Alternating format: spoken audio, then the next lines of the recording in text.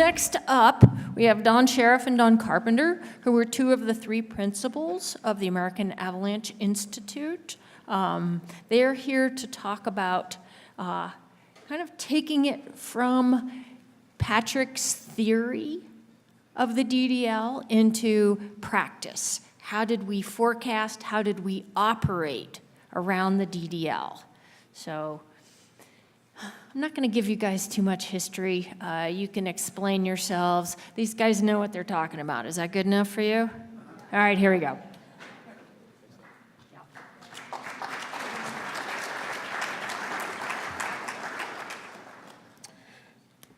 All right, I'm going to stand right here because unlike Jason, my ears alone can block the screen. So off we go. All right, so tracking weak layers is a large part of avalanche forecasting. And not all weak layers become players down the line. And far fewer are active weeks and months later after burial. That being said, when a weak layer forms, we try to assess its distribution, how much load it's going to take to activate it, and when it's no longer going to be a factor in our decision making. So we use some evolutionary terms to describe the life cycle of weak layers. Weak layer formation may be as subtle as a slight change in temperature or humidity or wind speed during a storm, or about as obvious as a 10-day snow drought. And that was the case this year, last season for sure. Weak layer burial is when we are thinking about how much load and how fast. And that's a really good practice for you, whether you're a recreationist or a pro, is have an opinion. Really think about, all right, how sensitive is this weak layer that formed, and what's it gonna take to make it go? You'll more often be wrong than right, but it's really important to learn through that process of putting your best opinion out there. Weak layer activation is from the onset of avalanching, be it natural or explosive or human triggered, to the apparent end of avalanching. Dormancy is when the weak layer exists. It may still be propagating in stability tests, but there is no associated avalanching occurring. And Jason did a good job of kind of addressing when is that cutoff? How can we guess that? That line between activity and dormancy is really clear in hindsight, but very difficult to assess in the moment. So as with the DDL, we had numerous reactivations. With the DDL, we had our first activation just before Christmas, and then we had 3 subsequent reactivation periods. In the winter, the transition from dormancy to activity is with additional load. And it seemed to coincide with about 2 inches of snow water equivalent in about 48 hours, give or take, for the DDL. In the spring, Patrick did a really good job of showing you that spring cycle. It was not with additional load. We did not have significant rainfalls or snowfalls to activate that cycle. It was rising temperature within the snowpack and a rising liquid water content. So the final step of this evolution is extinction. And that could be the weak layer metamorphoses out of the snowpack, is no longer a factor, or as Jamie Weeks would say, in some cases, when it's in the river. That may be its extinction point. He'd say something else, but I'll leave that for him to tell you. For ski areas, highway operations, they will attempt to remove that layer with continuous avalanche hazard reduction. So some quick notes about the formation period. I'll go pretty quickly here. Patrick did address this pretty well. Second week in December, I was skiing around the village quite a bit. Let's see if this laser. You can see rain runnels here at 9,200 feet, top of Rock Springs drainage. This was in wind-exposed terrain, and it stripped it down to that Thanksgiving crust. But in the wind-protected areas, northerly areas, and really around South Teton Pass, all aspects, we were seeing basically sandbox skiing. It was like skiing in deep sand. You'd pick up handfuls of this, give it a bounce, and it would just cascade off your hand. It was, I would say, weaker than your typical diurnal cycle, and it was quite obvious. As you went to the base of the drainage, if you were dumb enough to do that, as I was, you ran into more surface hoar as well. That same day, December 9th, courtesy Mitch Dan, top of the Rafferty lift in town here, see there's very, very little snow on the ground, most of it from snowmaking, and then you can see bare slopes on the south aspects. If you look north to the park, however, you see much greater snow coverage. And I think that was a factor in the distribution, is that we had more snow in the park. It activated earlier in the cycle and lasted longer. So a thicker layer of facets. All right, enough said. Okay, so I'm going to talk about just some ideas on, as a practitioner working in and around this, the DDL last year and persistent weak layers in general. And one of the things I wanted to start off with, my talk is going to be more Teton Pass centric, in that that's where I was working and operating for the majority of my time. I'll show some information and data that comes from the BT, and keep that in mind that even within the Teton forecast area, we're talking about a huge zone. And even within one of the forecasts, the Teton zone itself, there was a huge amount of variation. And we tend to operate in a specific area, get familiar with that snowpack, but if you step out into a new area, it can be quite different. And that was certainly the case with the DDL. Here's a graphic, kind of a theoretical graphic from Bruce Tremper that I saw many years ago, and it was an aha moment for me. And it's talking about the behavior of a persistent weak layer and how it can be really evolving throughout the winter, and multiple storms that can take a persistent weak layer and bump it up to where we get that climax avalanche cycle. And I remember seeing this many years ago. It was an aha moment. And it's interesting to look at some of the data from from locally here and looking at some of our loading events and avalanche activity, and how that very closely mimicked Bruce Tremper's graph, where we'd have a loading event, an avalanche cycle associated with that loading event, and then we'd have these periods in between where the avalanche activity tapered off, but it wasn't necessarily fully out of sight, out of mind till way, well into the winter. Let's take a closer look at one of those cycles, and this is the first time the DDL was buried with our late December storm. We kind of all anticipated this was coming, and we had a pretty good avalanche cycle at the end of December and continuing on into early January. Again, as that avalanche activity is tapering off, in the meat of the cycle, decision-making tends to be easier. It's obvious. And then as that activity is tapering off, it gets a little trickier. So moving into our period, that inter-drought period, we're coming to January 6th, and there was some discussion, internal discussion at our organization about the possibility of stepping out into some bigger terrain. I call it DBW terrain. It's high consequence terrain, and DBW stands for, if you're going into that terrain, you don't want to be wrong.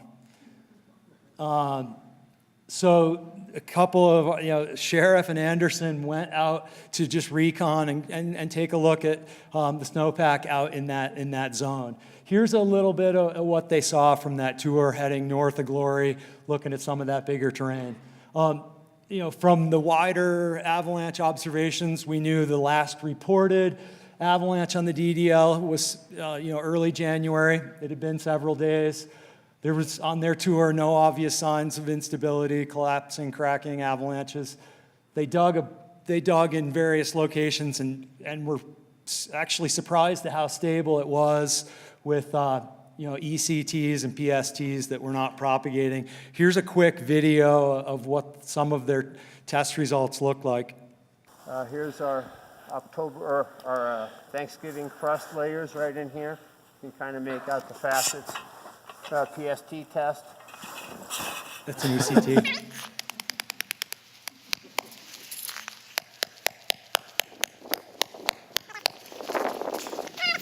Couldn't get anything to break.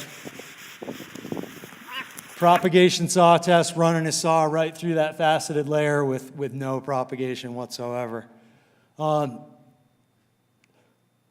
right, all those obs are leading you to feel like we're going into that period of dormancy.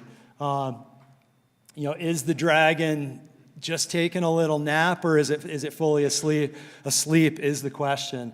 And but we know we're dealing with a persistent slab problem. Persistent slabs are inherently tricky. This is courtesy of Hardesty and crew. They're hard problems to deal with. There's inherent uncertainty, and there's inherent uncertainty in particular with the likelihood of triggering. We're into that period of time where everything's looking like we're not going to trigger an avalanche on that layer, but there's uncertainty remaining. One of the tools we went to with a layer like the DDL was to take our decision-making to more of an institutional level in some ways. There's a lot of cross-pollination with AAI and EXIM, and we at AAI and at EXIM has their own internal forecast for their specific operating areas. That allows us to share lots of observations and have basically an institutional level discussion about how we're feeling about the snowpack. And one of the tools that we use is Roger Atkins' strategic mindset. Lynn showed this morning. But basically what that involves is it's what Anderson and Sharaf were doing. They're gathering information, making assessments, but we're bringing it to a bigger group to talk about, hey, what kind of terrain do we feel is appropriate for us to operate in on a spectrum of safe to high consequence dangerous terrain. And Roger has all sorts of different strategic mindsets for different conditions.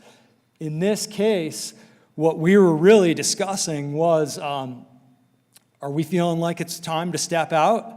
We've been operating primarily in safe terrain, and is it time to step out into higher consequence dangerous terrain, or are we staying in entrenchment, meaning that terrain's off limits?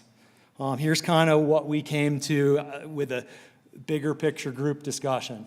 And John Fitzgerald and Brian at YDOT shared a quote with me that really stuck with me and plays true with where we're at with this decision.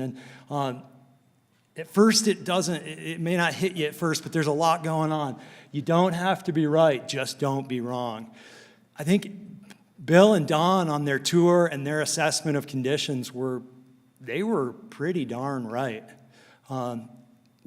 But in a bigger picture discussion, there was just a shadow of a doubt of could we be wrong. And we kind of came around to the idea that we were more interested in not being wrong than being totally right.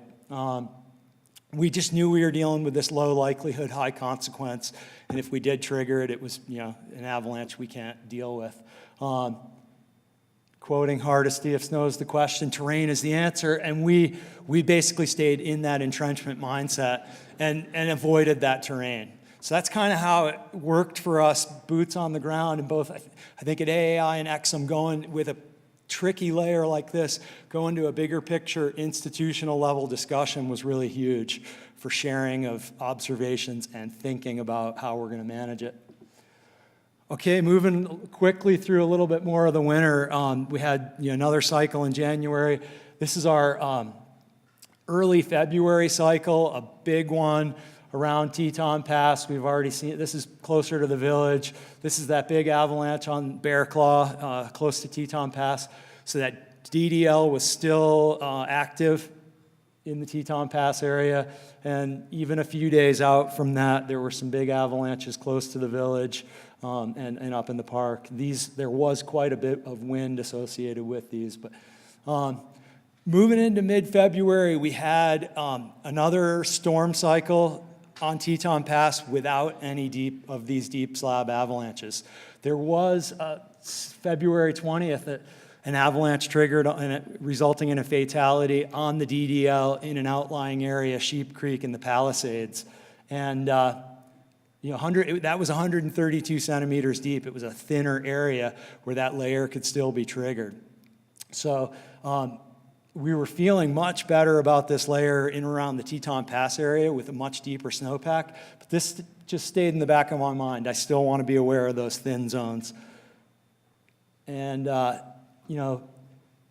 here's an example of an avalanche on the west side of Teton Pass that jumped out at me on February 21st, 44 inches deep. Was that the DDL? I'm not sure, but it was a thinner area, and I was, again, in that area, I was more interested in not being wrong than being right, and it just kind of, thin areas I was still concerned about. Snow King, northwest facing, 7,800 feet, about a 9-degree slope, HS 97.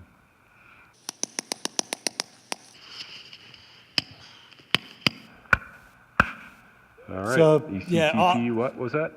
Off Snow King, 14, sudden thinner collapse. snowpack, still And that's on the seeing DDL propagation layer, on about that layer. 25 centimeters off the... North facing, 9,800 feet, 32-degree slope.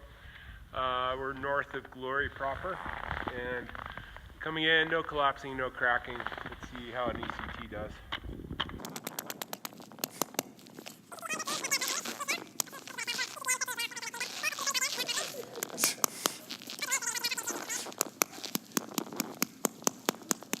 All right, pretty good results. Non-propagation in these different layers. We're going to take it pretty conservative to start with and work our way into terrain. Yeah, so this is just indicative of what we are seeing more in the Teton Pass zone. Compare that to Snow King or the Avalanche in Sheep Creek, where it was a much thinner snowpack and that layer could still be affected. The point I wanted to make about this, and we had been in the Teton Pass area stepping out into bigger terrain, but that stepping out was not based on one stability test. That stepping out was based on a much deeper snowpack. It was based on a storm cycle in mid-February in which we did not see any avalanches breaking down to that December drought layer. And it was just due to a lot of probing and digging over a period of time, not based on one stability test alone. So take-home messages to leave you with. Facet crust combos are no good, but this year that thick layer of facet crust combo was even worse. The loading cycles, we got enough, these storms were big enough to tip the balance and cause avalanche activity, but not big enough to crush and flush and get rid of that layer. As the varying up our evaluation techniques, as that layer, the DDL got buried deeper and deeper, we went from ECTs to PSTs, and that helped us just gain information about that layer. This was key, I think, sharing information and having discussions at an institutional level was huge, and kind of coming up with a group mindset in terms of how we were going to manage this problem. The obvious instability is clear during those storm cycles, but lack of instability, lack of ECTs that aren't propagating and so forth doesn't necessarily mean you're out of the woods. You got to look at that in the big picture, holistically, the information you're gathering. And leave you with this quote that, you don't have to be right, you just can't be wrong. And in dealing with the DDL, that we were more focused on not being wrong than being right.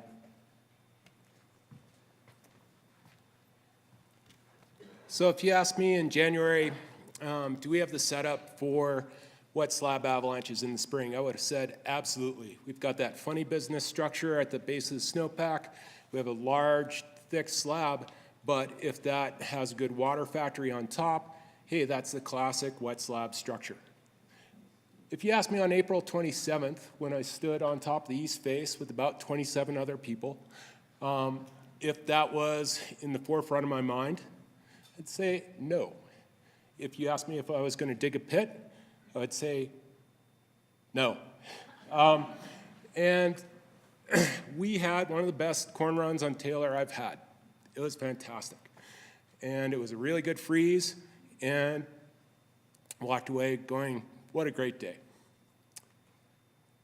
30 hours later, 2 arguably sized D4 avalanches came off the south shoulder and the east face of Taylor.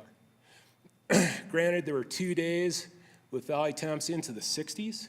There was a non-freezing night, but the snow structure really hadn't changed that much from the previous day. So I'll leave you with this question. Was this a near miss? Thank you.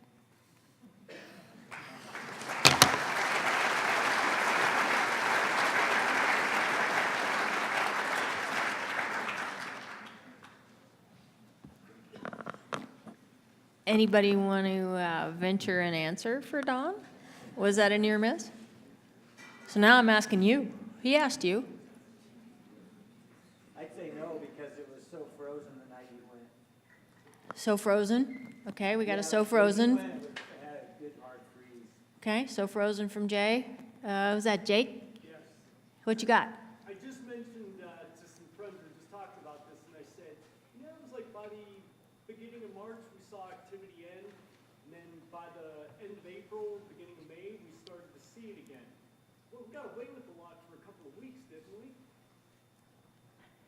Did we make good decisions or did we get away with it?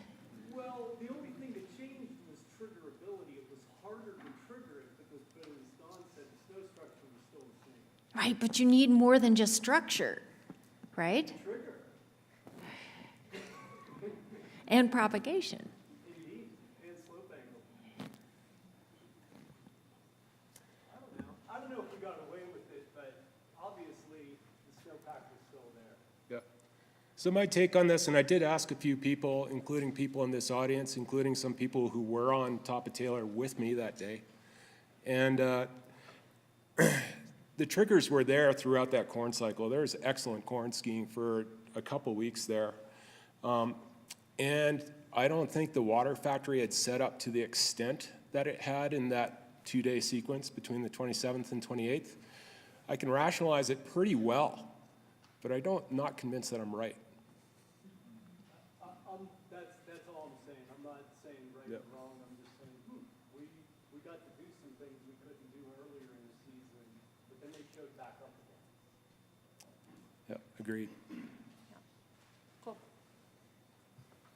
I think that's what makes this snow science endlessly fascinating, is that there's no cut and dried answers to it, and that we're getting closer to feeling the elephant, but we're still just feeling parts of the elephant as we go. So good question, Jake. Any other questions for the Dons? Or how about for Patrick? I'm not seeing any hands. What do we got next? I got a, Bob. I've never seen the bark that Taylor avalanche. I've never seen bark just sheared off of trees like that before. Is that because of the crystallization in the ice that came down? Yeah, and I can start. Yeah, whatever you want. Here. That was really interesting. That flow had, from the looks of it, a ton of water in it, a ton of water, a ton of debris. So it had scoured the slopes and the gully. So there was dirt and rocks and trees and water. And it was, to me, it was more like a debris flow from kind of the geomorphology, geology world. So I think all the ice particles and the rock particles had this ability to scour. And when I was there, it was really impressive. A lot of the small aspens, at the base of Taylor, when you're first coming into the gully, those had been scoured. It almost looked like a glacial polish. They had striations down them and stuff. So it was a really impressive event. I think, not super common for this snow climate.